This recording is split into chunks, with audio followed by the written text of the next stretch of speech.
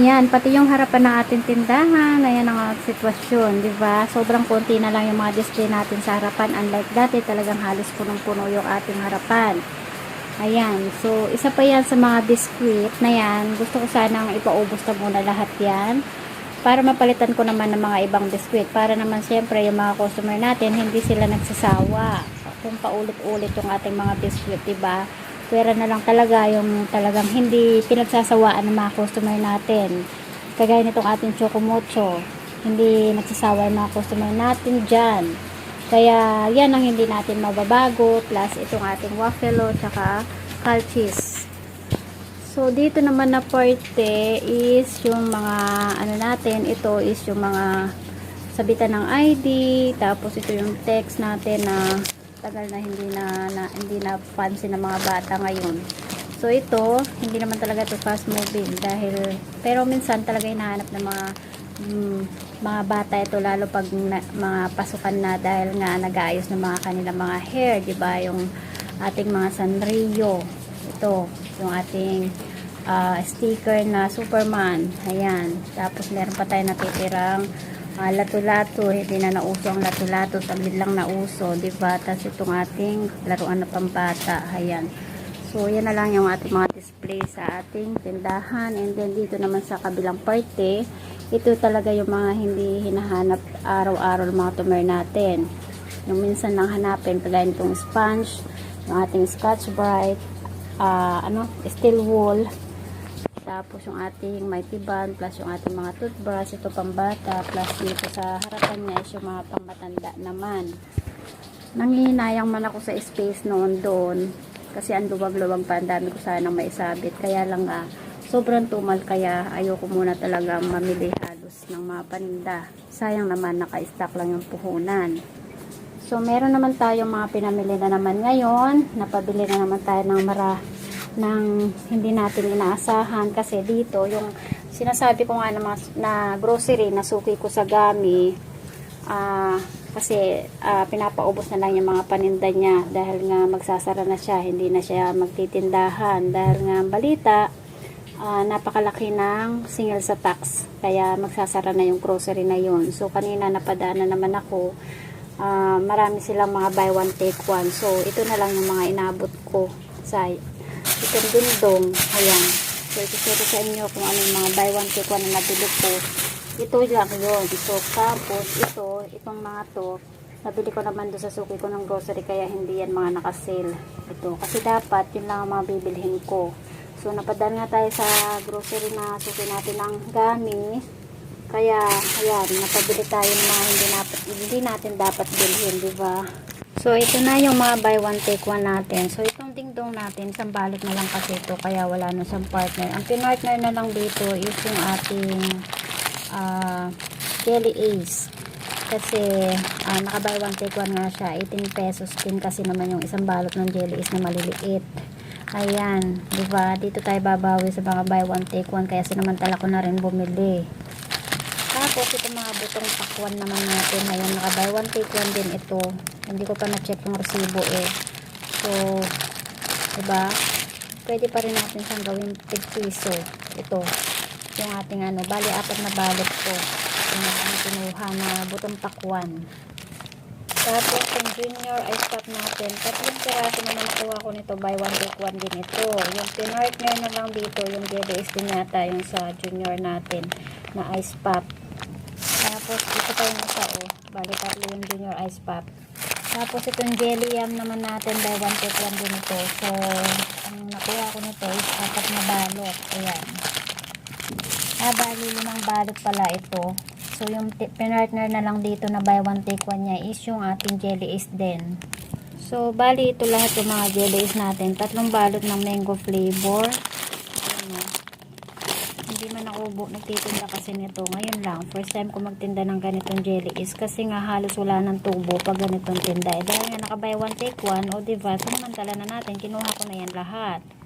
Tapos ito pa yung isang balot ng Jelly Ace natin, magkakaibang flavor naman siya, fruity yogurt pudding. Tapos yung Teddy Choco Beer natin, 2 balot din, buy one take one. Ayan, o diba? So meron pa pala tayo dito yung Jelly Ace Bali, 4 na balot ko lang yung ganito ko na mango flavor.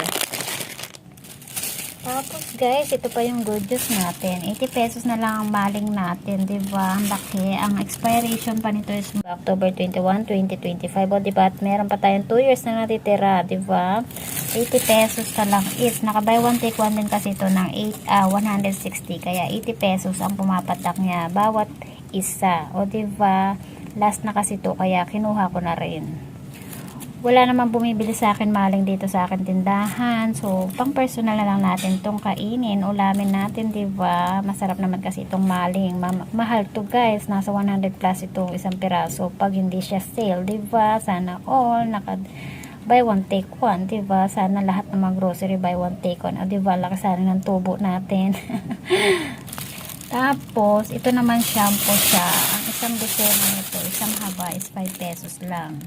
Teka, bubuksan ko lang. So, ito siya, oh. Shampoo. Ayan, first time ko ito nakita. So, 5 pesos lang. Isang haba. Isang tie. Ang isang tie pala nito is 10 pieces lang siya. Ayan, 10 pieces lang. Akala ko kanina isang dosena. Ayan, made in Korea. So, siguro hindi talaga ito nabenta sa kanila. Kaya bumili ako ng 4 na tie niyan. So, kung hindi man siya mabenta, diba, gamitin na lang natin. So, ayan yung mga nabili natin dun sa grocery na yun, ng mga buy one, take one. O, diba, ang dami. Bawi tayo guys dyan ng ating kita. Sana maubos. Tapos, ito naman yung mga nabili natin dun sa suki natin ng grocery. Ayan. Diba? So, bubuksan ko lang kasi bumili ako na naman ng mga chichirya natin. Pero, isang items lang ng ating chichirya. So, ayan guys. Ito, nung nabenta talaga ako dito, napaka-fast moving. Ayan. So, pwede ko pa rin siya ibenta ng 50 piso na lang. Para naman kahit paano, diba, medyo lumapit-lapit na naman yung mga bata dito sa atin. Hindi na tayo magtatatlong lima nito. Kahit konti na lang yung tubo natin, okay na yan. So, bumili tayo ng 5 balot nito. Balot. Tapos meron tayo din pansit canton chili mansi, and then Copico black twin pack. Tapos yung tayo na ating Milo. Tapos yung ating Lucky Me pansit canton calamansi flavor. Tapos ito naman is yung ating downy na pink garden bloom.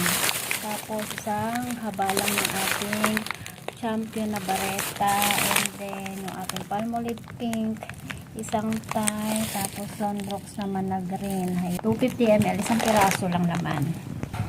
So, ayan, tapos na naman tayo mag-haul sa ating mga, diba, ang sarap-sarap talaga pag kami mga ganito na buy one take one, diba, sana all talaga, mga grocery mga buy one take one, diba, ang sarap-sarap kasi medyo dito tayo babawi talaga ng kita. Kaya lang hindi na natin pa inabot yung mga iba pa nilang buy one take one kasi hindi nga tayo lagi nakakapamili, hindi tayo lagi nakakalabas na ngayon dahil nga laylo nga sa pamimili. So kanina kaya lang naman ako napadaan dun sa grocery ng suki ko na yun ng gamis. Dahil nga galing tayo sa school, madadaanan kasi yun pag pupunta ka sa school at syempre pag pauwi, diba?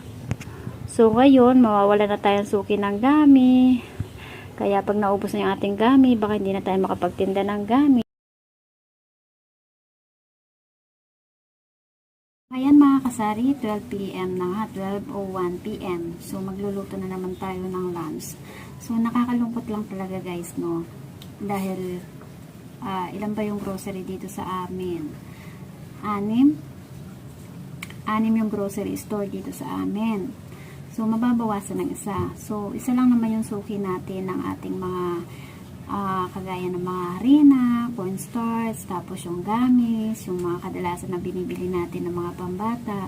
So, mawawala na. Magsasara na nga kasi. Ayan, kaya nga, di ba nga, mga nagsisale sila para mapaupos na nila yung kanilang mga paninda. Konting-konti na lang talaga yung mga paninda nila kanina nung pagpunta ko. Kasi yung pala yung mga huli na yan is ginawa na nilang buy one take one. So hindi ko na inabutan yung mga iba pa na mga pwede natin maibenta ng mga pambata. Kasi nga sobrang halos hindi na ako lumalabas dito sa araw-araw, ultimong pamamalengke. hindi na ako madalas nakakapalengke nga dahil nga unang-una naghihintay pa ako minsan ng mga gigising yung mga anak ko para may mapag-iwanan ng tindahan, kasi nga ang hirap na mag-isa ka lang, walang magbabantay ng tindahan. Sayang, nanghihinayang ka sa benta, may bibili lang sa'yo na isa na tao kahit na tapos walang tao sa tindahan mo. Sobrang nakakapanghinayang, lalo na syempre sa panahon ngayon na sobrang tumal ng mga negosyo. So nakakalungkot lang dahilan ng pagsasara ng ating isa pang grocery store dito sa atin, dahil nga sa napakamahal na nga daw ng singil ng tax, 'di ba? Nakakalungkot dahil nga hindi lang yung ating mga bilihin ang mga nagtataasan, kundi pati yung ating mga pati yung pagbabayad ng tax. Paano na lang kung ganito yung ating yung negosyo na sobrang tumal, 'di ba?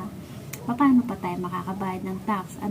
Parang parang ang nangyayari, binubuhay na lang natin yung gobyerno, yung paniningil ng tax, 'di ba? Yung imbes na yung kagaya nito na sari-sari store lang, maliit lang ang yung negosyo, pero ang laki ng singil ng tax. So paano na lang, 'di ba? Parang ang mga negosyo na lang natin, magsasara na lang tayo kasi no choice na lang, dahil nga sa mahal ng bayad mo ng tax, no choice ka kundi magsara ka na lang ng negosyo. So ganun na lang mangyayari.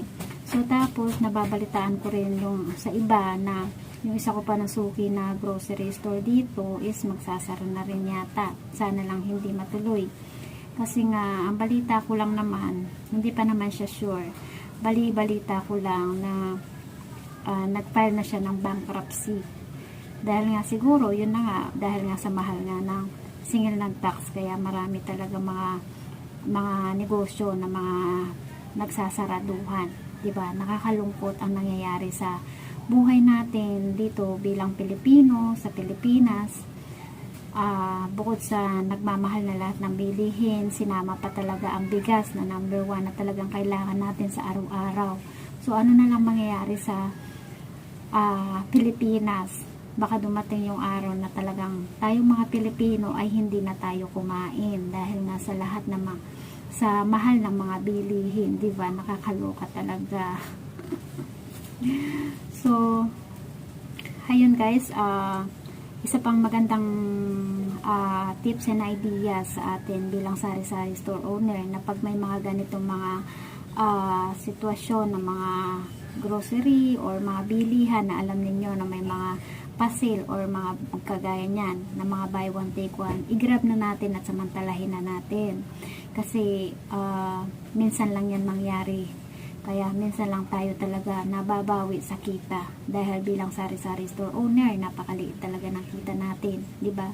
Kaya number 1 talaga na pag may mga ganyan na pagkakataon, di ba, talagang samantalahin na natin mamili. Kung hanggat maaari, lahat ng mga mabibili natin na alam natin mabibenta sa ating sari-sari store, bilhin na natin lahat. Ayan. So hindi na nga lang ako nakabili ng gamis, kasi yung gamis isang balot 2.5 kilos yun.